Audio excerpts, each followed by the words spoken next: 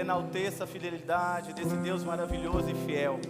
Esse Deus em quem eu e você podemos confiar com toda a convicção. Ele não mente, Ele não falha, Ele sempre cumpre tudo aquilo que Ele promete. A sua palavra é fiel, Ele é fiel. E por esta razão nós podemos descansar, podemos nos regozijar em um Deus maravilhoso, em um Deus fiel, um Deus fiel, um Deus fiel. Você pode cantar mais uma vez? Ele tem sido fiel. Tem sido fiel. Obrigado, Pai. Tem sido fiel.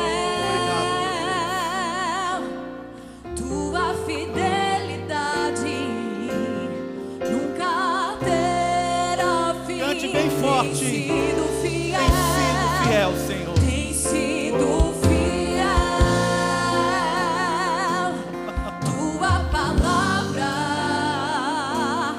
nunca passará. Mais uma vez declare. Tem sido fiel.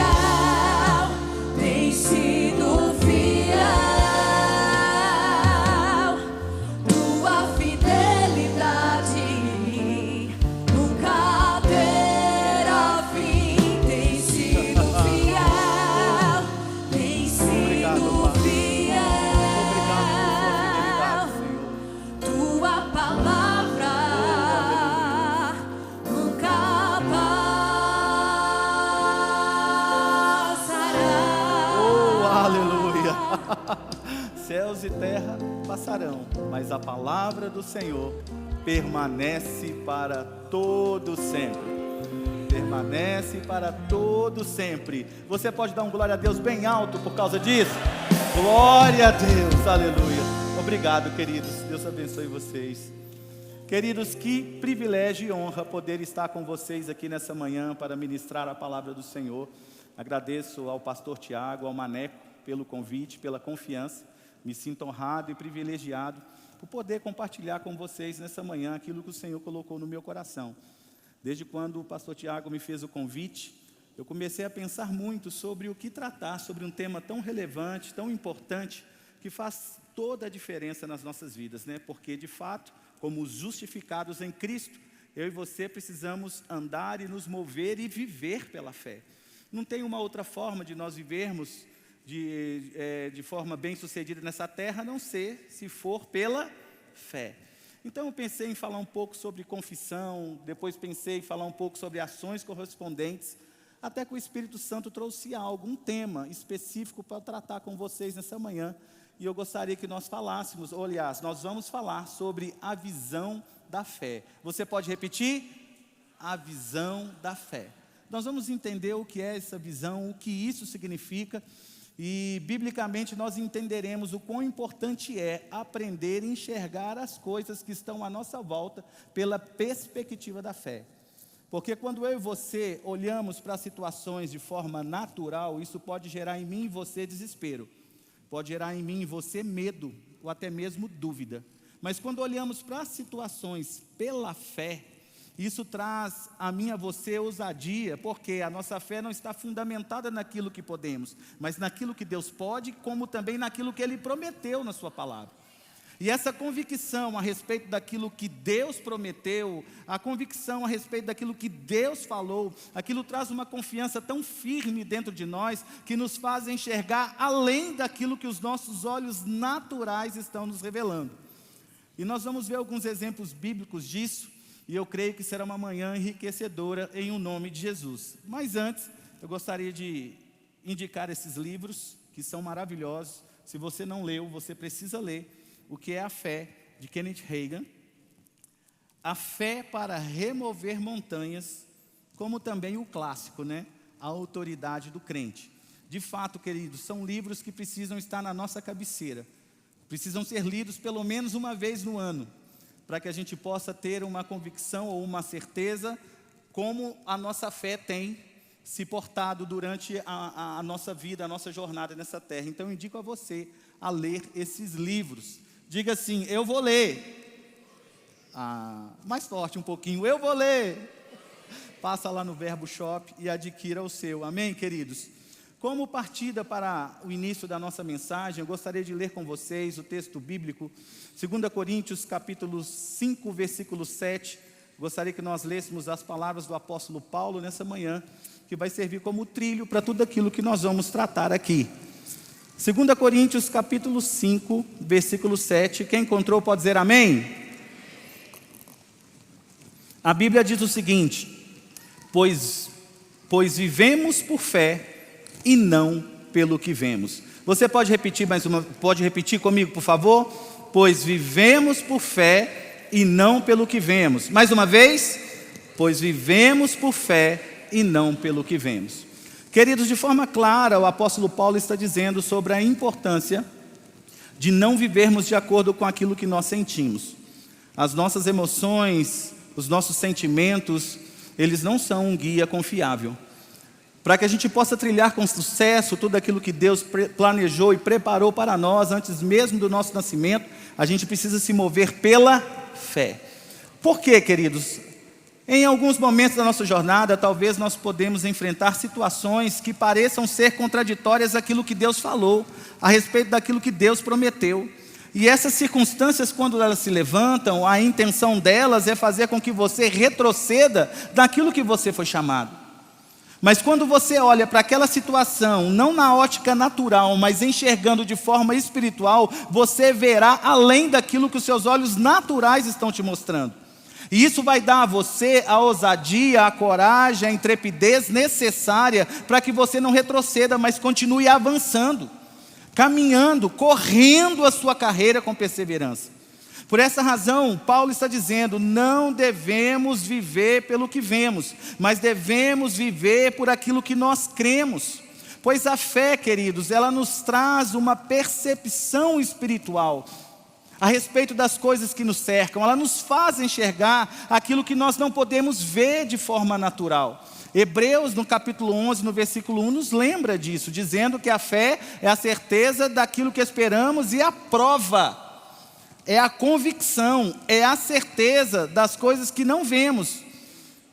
Que não vemos como? De forma natural, queridos. Ou seja, espiritualmente, nós podemos enxergar aquilo que Deus tem para nós como plano e propósito. E enxergar essa verdade espiritual nos encoraja a andar com confiança, mesmo diante das pressões. Eu não sei se você sabe, nós lidamos com duas verdades. Existe uma verdade natural, mas também existe uma verdade espiritual. Quando nós lemos lá em 2 Reis, no capítulo 6, a partir do versículo 8, a Bíblia vai falar a respeito do profeta Eliseu, que foi um instrumento de Deus para livrar o povo das armadilhas do rei da Síria. E o rei frustrado, chateado por ver que tudo aquilo que ele havia planejado não teve êxito, ele começou a se questionar. Eu tenho um delator aqui, eu tenho um infiltrado aqui, eu tenho um espião aqui, não é possível. Porque tudo aquilo que eu arquitetei, planejei, pensei em fazer contra Israel, foi revelado. Até que então, depois que eles fazem ali uma auditoria, uma investigação, eles vão perceber que de fato não havia ninguém entregando os planos do rei. Mas Eliseu, sendo um instrumento de livramento para o povo do Senhor, entregava de bandeja as informações para o rei de Israel. Então, quando ele percebeu que aquilo estava acontecendo, ele entendeu, este homem precisa ser neutralizado. E a Bíblia fala então que ele organiza um grande exército, esse exército parte em direção a Samaria, e o servo do profeta, Geazi, ao acordar pela manhã, quando ele vê toda aquela situação, ele se desespera. E por que ele se desesperou? Porque ele se depara com uma verdade natural. De fato havia um exército forte, um povo bem armado, um povo bem preparado, um povo bem estruturado, um povo que sabia o que fazia com as armas as quais eles possuíam. Não eram pessoas leigas, mas eram pessoas experimentadas no campo de batalha. Então a verdade natural estava dizendo para aquele homem que eles morreriam, que eles não escapariam daquela situação. A verdade natural estava dizendo, não há o que ser feito, já era, acabou, é o fim. Aí de repente ele vai, movido por esse medo, por esse desespero, por aquela aflição, ele vai até o profeta e fala, e agora, o que faremos? Parafraseando o texto, quem vai nos ajudar, quem vai nos defender? Nós vamos morrer aqui, profeta, pelo amor de Deus, e agora? E o profeta calmamente vai dizer para ele, meu filho, não temas. Não tenha medo. Em outras palavras, por que você está tão aflito? Por que você está tão agitado? Você está apavorado por causa desse exército que os seus olhos estão te mostrando? Rapaz, fica tranquilo, maior aquele que está conosco do que aqueles que estão com eles. Aí o profeta faz uma oração, abre os olhos dele. Espera aí, ele foi curado de cegueira nesse texto? Não de cegueira natural, mas de cegueira espiritual, irmãos. Porque ele só estava enxergando uma verdade natural e ignorando que também existe uma verdade espiritual, irmãos. Porque assim como existe uma verdade natural, existe também uma verdade espiritual. E o profeta não estava pautado naquilo que os olhos naturais estavam lhe mostrando, mas ele estava pautado naquilo que a fé estava lhe revelando. E por essa razão ele pôde dizer, não tenha medo. Maior é aqueles que estão conosco. Então quando ele ora, os olhos daquele homem se abrem. Os seus olhos espirituais se abriram, ele passou a enxergar a verdade espiritual. E o que ele enxergou? Carros de fogo, cavaleiros de fogo, um exército poderoso, enviado pelo próprio Deus para preservar os seus filhos. O que isso nos ensina, queridos? Enquanto a verdade natural vai dizer para você, não tem jeito, já era, acabou, você vai morrer, não vai ter solução, desiste, esquece, abandona, isso não vai se cumprir. A verdade espiritual está dizendo, não, tenha ânimo, mantenha-se firme, a palavra vai se cumprir, ela não vai voltar vazia, aquilo que eu falei vai acontecer, aquilo que eu prometi eu vou cumprir, você é sustentado por mim, você é guardado por mim, você é protegido por mim, você é guiado por mim. Oh, aleluia! A verdade espiritual aponta morte, mas a verdade natural aponta morte, a verdade espiritual aponta vida, livramento, socorro e provisão. Por essa razão nós precisamos entender a importância, queridos, de enxergar as situações pela fé. A fé tem a sua própria forma de enxergar as coisas, ela nunca se baseia naquilo que é natural, naquilo que é físico, naquilo que é tangível. A fé ela não traz como base para a sua fundamentação aquilo que se pode tocar, aquilo que se pode medir. A fé tem uma firmeza, uma convicção plena na palavra de Deus, irmãos. A fé se fundamenta naquilo que Deus prometeu, naquilo que Deus é, irmãos. A fé se agarra com firmeza ao caráter de Deus. E quando nós enxergamos as situações por fé, nós vamos agir da mesma forma. Nós vamos ficar convictos, confiantes naquilo que Deus é, no seu caráter, na sua palavra, nas suas promessas, sabendo que Ele jamais nos abandona, irmãos. É uma certeza que eu e você precisamos ter à medida que nós olhamos para as situações que estão à nossa volta pela fé. É interessante que dentro do contexto que nós estamos tratando, fé é a tradução da palavra grega pistis, que significa uma confiança firme. Em outras palavras, uma confiança inabalável. Uma confiança firme em quê? Na palavra de Deus, irmãos. Também a palavra ver, ela é a tradução da palavra grega orageo, que significa o quê? Uma visão sobrenatural, ver além do natural. Quando nós entendemos essas verdades, queridos, e compreendemos que nós não podemos nos mover de acordo com a nossa visão natural, mas sim de acordo com a visão espiritual, isso nos faz enxergar além, queridos, nos faz ver além. E quando as aparentes contradições se manifestam, nós não nos rendemos, porque sabemos que aquele que prometeu é fiel para cumprir, irmãos.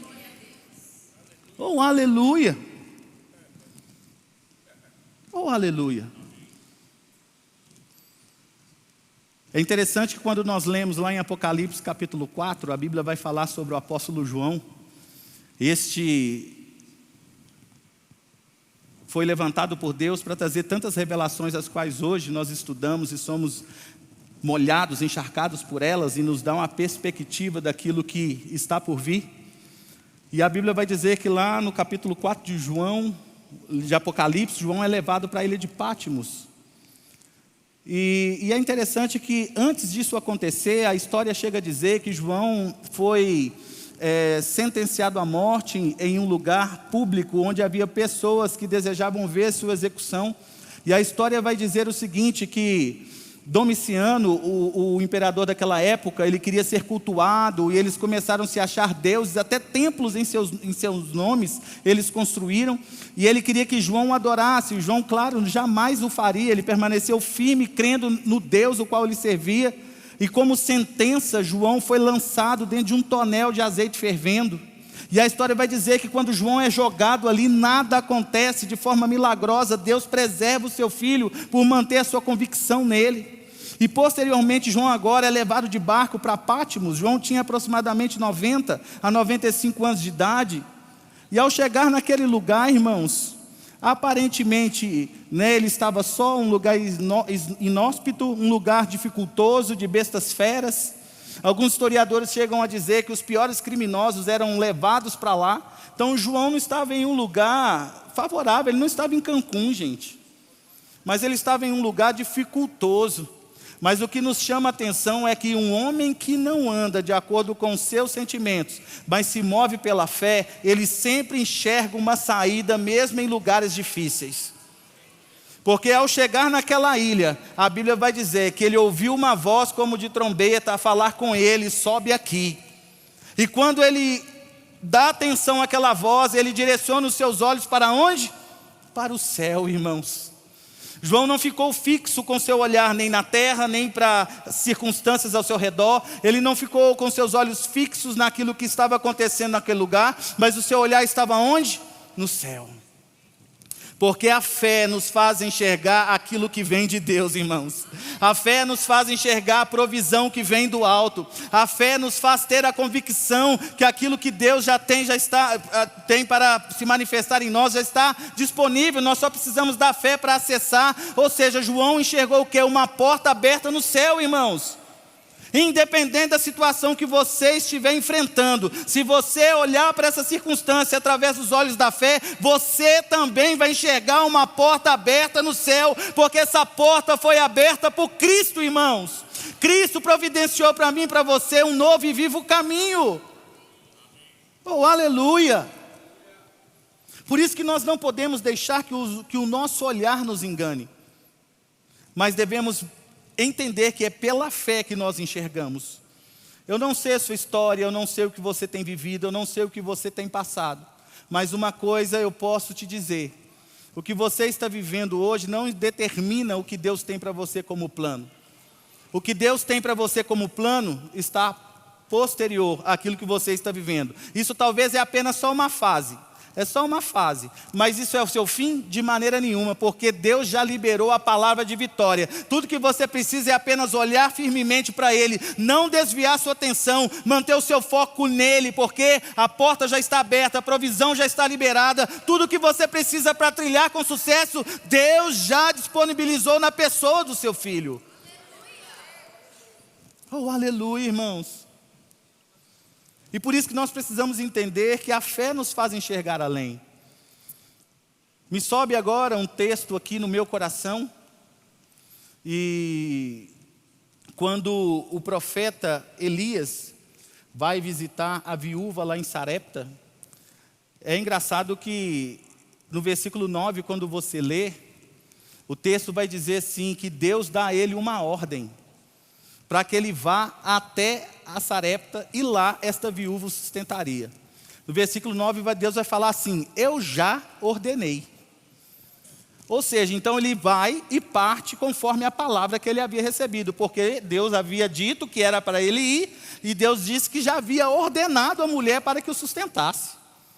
Isso nos faz entender o quê? Está tudo certo, pode ir, está tudo resolvido, inclusive ela já está sabendo. Pelo menos eu entendo isso quando eu leio esse texto. Eu já ordenei? Está tudo certo, pode ir. Eu já resolvi com ela, está tudo tratado, está tudo resolvido. Pode ir tranquilo que você vai ser alimentado por ela. Aí o texto bíblico vai dizer que no momento que ele encontra com a viúva, lá no versículo 12, se eu não estiver enganado, ele vai falar com ela: me dá um pedaço de pão. Aí no versículo anterior e no 12 ela vai dizer: tão certo vive o Senhor, que eu não tenho nada a não ser um pouquinho de farinha, de azeite, onde eu vou fazer um pão para mim e para o meu filho, e nós vamos comer, e posteriormente, acho que vamos morrer. Olha que interessante, Deus não falou que havia ordenado? Aí ele chega e se depara com uma mulher que apresenta um relato de escassez e fome. Aparentemente, parece que ela nem sabia de nada. Porque ao chegar lá, ela fala: como assim te sustentar? Eu não tenho nada, a não ser que sirva para mim e para o meu filho, e posteriormente isso. Dificilmente viveremos. E o profeta se dobrou diante da situação, irmãos. E por que ele não se dobrou diante da situação? Porque ele não estava enxergando aquela situação numa ótica natural. Aquela mulher, por mover de acordo com seus olhos naturais, estavam lhe mostrando, ela achou que morreria. Ela pensou que pereceria. Ela entendeu que era uma situação impossível de se resolver. Você já se deparou com situações que às vezes você acha que são impossíveis de resolver? Que você começa a acreditar que não tem mais o que fazer? Quanto mais o nosso olhar tiver na verdade natural, dificilmente nós vamos conseguir andar e exercer fé.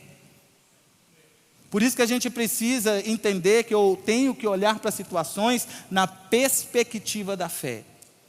Como a fé olha para essa situação que eu estou enfrentando? Como a fé enxerga? Ela vai enxergar aquilo que Deus prometeu na palavra, que é o resultado final, é o que prevalece na sua vida, é o que sai da boca de Deus, meu irmão, minha irmã. Não é o que as circunstâncias estão gritando, dizendo, berrando em alto bom som para intimidar o seu coração. Não, o que prevalece na sua vida é o que sai da boca de Deus. O que prevalece na sua vida é o que sai da boca de Deus. O que prevalece nas nossas vidas é o que sai da boca de Deus, irmãos. É o que sai da boca de Deus.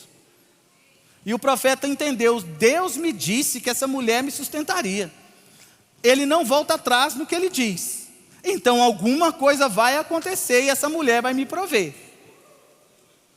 E é interessante, irmãos, que o profeta olha para ela e fala o seguinte: faz para mim primeiro. Parece uma insensibilidade, mas de fato não é. Na verdade, o profeta estava dando a ela uma lição. Porque assim como ele não estava se movendo de acordo com a visão natural, ele estava ensinando aquela mulher também a não mais se mover de acordo com a visão natural. Então ele estava dando a ela a oportunidade de ver além daquilo que o natural estava lhe mostrando. Então por isso que ele falou com ela: faz para mim primeiro. Ela precisou exercer fé, irmãos, para obedecer esse comando. Porque se ela deixasse a sua razão dizer: não, mas como eu vou fazer para ele primeiro? O que vai sobrar para mim, para o meu filho? Se ela deixasse essa mentalidade dominar a sua vida, consequentemente ela se privaria de experimentar o grande favor de Deus que se manifestaria na sua vida. Mas ela entendeu: peraí, ele está dizendo para fazer, e ele está obedecendo à voz de Deus, então também obedecerei esse comando que vai resultar em milagre. E cabalmente o que aconteceu? Azeite multiplicado, irmãos, sustento e provisão, porque não andaram de acordo com a visão natural, enxergaram uma situação impossível através da fé, o que fez que aquilo que era impossível se tornasse possível, irmãos. Os nossos olhos precisam se abrir. Eu me lembro de um episódio, a minha filha Ana Luísa hoje, que ela tem hoje 18 anos de idade, mas quando ela tinha para 3, 4 anos, a gente passou uma experiência um pouco difícil com ela. Eu me lembro que eu saí para ministrar em um culto numa outra denominação, e eu fui com a minha esposa, e elas ficaram, ela e meus outros filhos ficaram com os meus pais, porque estava tendo um evento específico para crianças na igreja. Quando nós estávamos regressando do culto, a minha mãe me liga: Charles, a Ana Luísa está meio prostrada, ela está meio quentinha, parece que ela está com febre. Ah, ok, a gente chegar aí, a gente olha isso aí. Quando a gente chegou, realmente ela estava quieta, muito prostrada.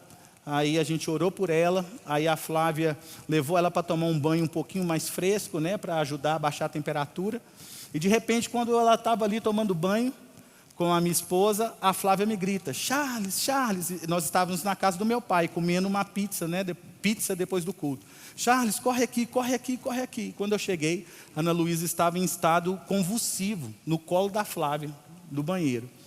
Na hora que eu vi aquela cena, é uma cena muito ruim de se ver, imediatamente as emoções fizeram assim, mas imediatamente eu lembrei: peraí, não é por elas que eu me movo. E eu comecei a orar em espírito, irmãos, é impressionante como a oração em línguas é poderosa. Eu comecei a orar em línguas e eu percebi: acalma, se manifestando, a paz se manifestando. E de repente aquela agitação começou a ir embora. Eu falei com ela, rola ela aí na toalha. E já liberamos a palavra de vitória, vamos ao médico, enrola ela no lençol e vamos levá-la. E ela foi em estado convulsivo desde quando nós saímos de casa até chegar ao Hospital Mater Dei, lá em Belo Horizonte. E tudo em Belo Horizonte demora muito, a gente gastou um bom tempo até chegar no hospital. E o médico foi e perguntou há quanto tempo ela está assim. Aí minha esposa disse, aproximadamente 25 minutos que ela está em estado convulsivo. Quando ela falou sim, o médico não disse nenhuma palavra, mas fez uma cara um pouco estranha.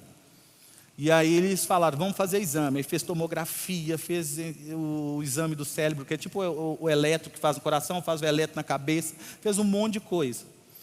E aí de repente eles tiveram que dar tanta medicação para controlar a convulsão, que ela entrou em coma induzido.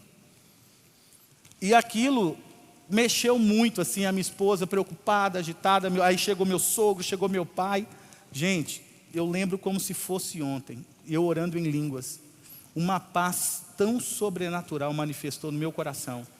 E eu olhava para aquela situação, eu não conseguia enxergar morte, mas eu enxergava vida. Eu enxergava livramento, porque eu não estava olhando de acordo com a minha ótica natural. Eu estava enxergando aquela situação com base naquilo que Deus prometeu na sua palavra. E Ele havia trazido uma nota no meu coração que aquilo não resultaria em morte, e eu me agarrei àquilo. E eu orando em línguas, eu comecei a ficar tão calmo, e cada vez que eu persistia na oração, mais calmo eu ficava, até um ponto do meu sogro me dizer assim, a sua calma está me incomodando. Porque o normal seria, na época eu tinha cabelo, né, arrancar os cabelos da cabeça. Se eu soubesse que ia cair, tinha arrancado antes, né? Estou brincando. Mas aquela paz envolveu o meu coração, e 4 dias depois ela acorda. Ela acorda e a primeira coisa que ela fala, por que eu estou de fralda? Aí a enfermeira chora quando vê a Ana Luísa falando. E a enfermeira saiu correndo, e a gente sem entender nada, e volta uma equipe médica, muitas pessoas, e começam a tentar entender o que aconteceu, porque aí depois disso tudo que eles me disseram, olha, pelo período que ela ficou em convulsão, mais de 20 minutos, a gente estava esperando algum tipo de sequela.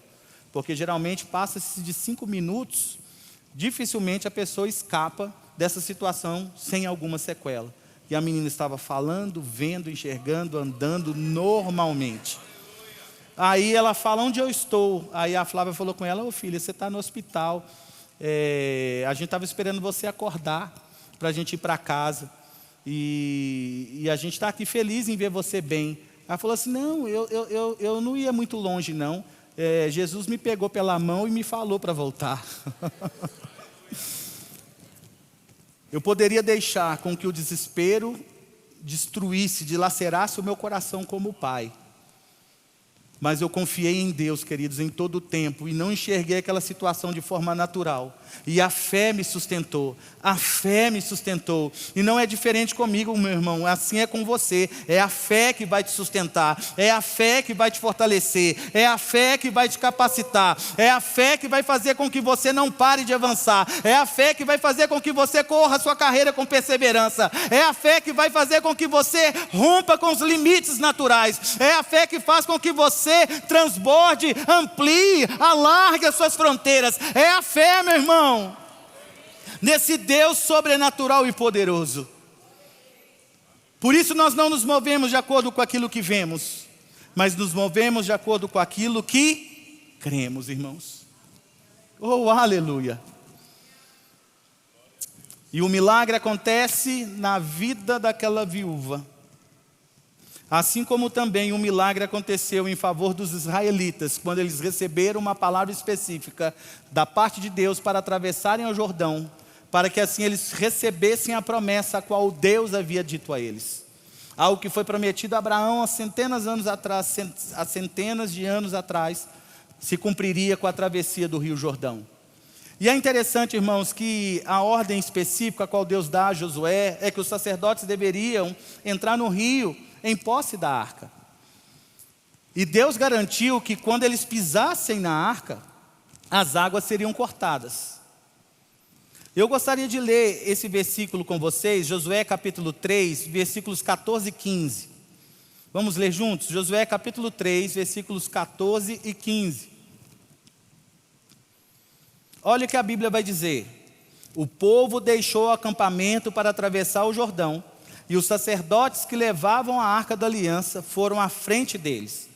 Era a estação da colheita, e o Jordão transbordava sobre as margens. Assim que os sacerdotes que levavam a arca puseram os pés na água, junto às margens do rio. Agora eu gostaria que você pulasse lá para o versículo 16. Vamos ler vamos continuar a leitura. O versículo 16 diz o seguinte: a correnteza acima daquele ponto foi interrompida e começou a se acumular, eu quero que você guarde isso, a uma grande distância de lá, perto da cidade chamada Adã, nos arredores de Zaretã, e a água abaixo daquele ponto correu para o Mar Morto, até o leito do rio secar. Então todo o povo atravessou em frente da cidade de Jericó. Amém, queridos? Vamos recapitular. Eles recebem uma palavra, vocês vão atravessar o Jordão e o mesmo vão se abrir. Assim que os sacerdotes tocarem, pisarem nas águas, as águas serão cortadas, elas serão separadas. A palavra de Deus se cumpriu, irmãos? Na hora. Assim que eles pisaram nas águas, a palavra dele se cumpriu. Mas se você prestar atenção no texto, o versículo vai dizer para mim e para você, que o corte das águas não acontece exatamente onde eles pisaram. O texto está dizendo aqui que o corte aconteceu acima, um pouco longe, próximo à cidade chamada Adã. E curioso como sou, eu fui pesquisar a distância aproximadamente que ocorreu esse fato, de onde eles estavam, de onde as águas foram cortadas. E sabe o que eu descobri? Que onde eles pisaram nas águas, eles estavam a 30 quilômetros de distância do lugar onde as águas foram cortadas. Presta atenção nisso. Eles pisaram nas águas, a palavra de Deus se cumpriu na hora. A diferença é que as águas foram cortadas a 30 quilômetros de distância. O que seria 30 quilômetros daqui de Campina Grande? Alguém pode me dizer? O que fica a 30 quilômetros de distância daqui? Esperança? Então imagine, aqui é o lugar onde Deus os mandou atravessar, ok? O Jordão está aqui, aí os sacerdotes vêm com a arca e eles pisam. Aparentemente, irmãos, estava acontecendo nada. Por que não estava acontecendo nada? Porque as águas foram cortadas lá em Esperança. E elas estavam se acumulando lá. Isso significa que à medida que elas iam acumulando lá, onde eles estavam, as águas iam baixando, baixando, baixando. Isso significa o quê, irmãos? O olhar da fé nos faz perseverar em Deus, mesmo que nada aconteça de forma imediata, a gente sabe, a palavra dele vai cumprir o que foi prometido. Então, à medida que eu persisto, à medida que eu persevero, à medida que eu não arredo o pé e me agarro firmemente à palavra dele, as coisas vão começar a baixar, baixar, baixar, baixar, baixar, baixar, baixar, e de repente você vai atravessar um caminho completamente livre diante de você. Oh, aleluia, irmãos. Esse é o nosso Deus. Esse é o nosso Deus. E para finalizar, queridos, porque eu não quero estourar o tempo. Da última vez que o pastor me convidou, eu estourei, então dessa vez eu vou ficar atento. Eu quero finalizar dizendo algo para vocês, e eu gostaria da ajuda da mídia para me auxiliar nesse momento. Eu gostaria que vocês colocassem a primeira imagem aqui, por favor. Olha isso aí, queridos, é um vidro de um carro embaçado, em um dia de chuva. Imagine você saindo de Campina Grande, em direção a João Pessoa, Natal e por aí vai. E de repente você se depara com uma chuva forte na caminhada. Aí você não liga o ar-condicionado e nem aciona o limpador de para-brisas. No decorrer do percurso que vai acontecer, o vidro vai ficar embaçado. E esse vidro embaçado vai dificultar a sua visão. É o que acontece quando nós andamos de acordo com a visão natural. Ela embaça a nossa visão. Dificulta. De maneira tal que eu e você não vamos enxergar com clareza o caminho que Deus determinou. Por isso que andar de acordo com a visão natural é um sério problema, porque ela embaça, ela ofusca a nossa visão, nos dificulta enxergar o que Deus está fazendo. Muitas pessoas às vezes estão pensando, Deus está fazendo nada, Deus não está movendo, Deus não está agindo. Será? Ou é você que não está vendo por causa de um vidro embaçado? Mas quando você aciona o ar-condicionado, quando você faz uso do limpador de para-brisas, a próxima imagem, por favor. Você começa a enxergar o caminho. Aquilo que era obscuro começa a ficar claro, aquilo que estava embaçado começa a ficar desembaçado, porque você para de olhar para as coisas de acordo com a sua ótica natural e começa a olhar de acordo com a visão da fé. E isso te encoraja, porque você começa a enxergar o caminho.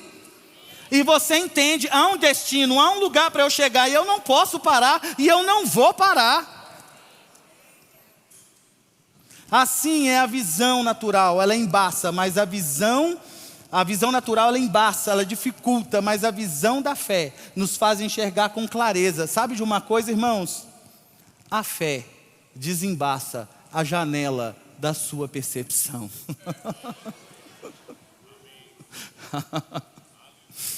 Eu vou dizer isso de novo, porque eu não quero que você esqueça.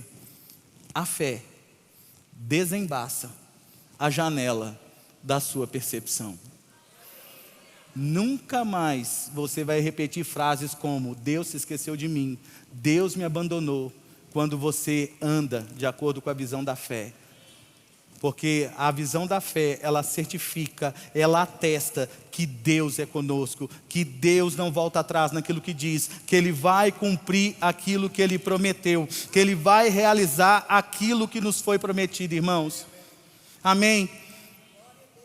Smith Wigglesworth, esse sobrenome é quase uma língua estranha, né, gente?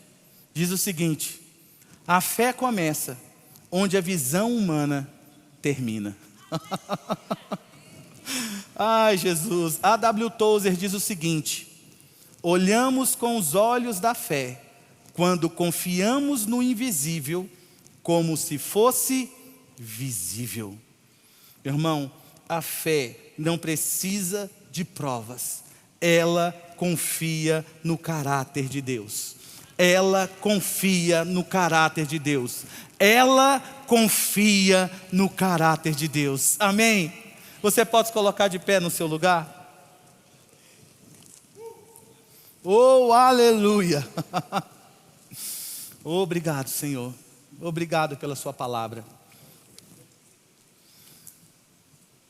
Queridos, eu não sei se porventura você estava andando de acordo com uma visão limitada. Eu não sei se porventura você estava andando com um vidro embaçado.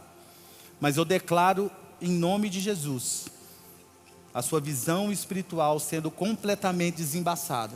E você enxergando com clareza o caminho o qual o Senhor trilhou para você. Há um caminho que foi preparado para você antes mesmo do seu nascimento. E esse caminho não tem a ver com uma função específica no corpo. Por que eu digo isso? Porque às vezes as pessoas pensam assim: não, Deus tem um caminho preparado e trilhado somente para aqueles que ocupam um dos 5 dons ministeriais. Não, irmãos. Deus tem um caminho preparado, pronto, construído para cada um dos seus filhos. E cada caminho foi cuidadosamente elaborado antes mesmo do seu nascimento. O que Deus deseja é que você avance a cada dia, que você não pare por nada, que você continue progredindo, avançando em todas as áreas da sua vida. Então eu declaro olhos abertos em nome de Jesus.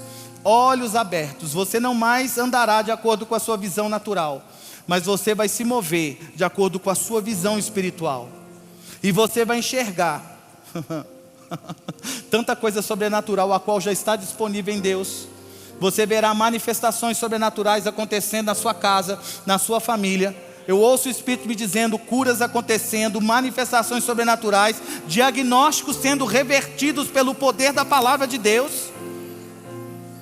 Porque uma palavra foi liberada por alguém capaz de detectar algo ruim. Mas também uma palavra acabou de ser liberada por aquele que é o Deus dos deuses, o Senhor dos senhores, dizendo que o que vai prevalecer na sua vida é o que Ele está dizendo, é o que Ele está proferindo ao seu respeito nesse exato momento. O nosso grande eu sou, queridos, o Deus que cuida de cada um de nós.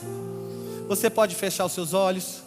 Pai, nós te damos graças por sua palavra. E agradecemos ao Senhor por nos dar uma visão espiritual. Visão esta que nos torna capazes de enxergar além daquilo que podemos ver de forma natural. Obrigado pelos nossos olhos espirituais abertos, e assim nós vamos enxergar com clareza o teu plano e o teu propósito para cada um de nós. Obrigado, Pai. Nós caminhamos pela fé, nós vivemos pela fé, nós agimos pela fé, firmados em suas promessas. Por isso nós te agradecemos, Pai, e te glorificamos. Pai, obrigado. Obrigado. Em nome de Jesus, nosso Deus. Amém, amém e amém. Que Deus abençoe vocês, queridos. Um domingo abençoado, em o nome de Jesus. Pastor, por favor.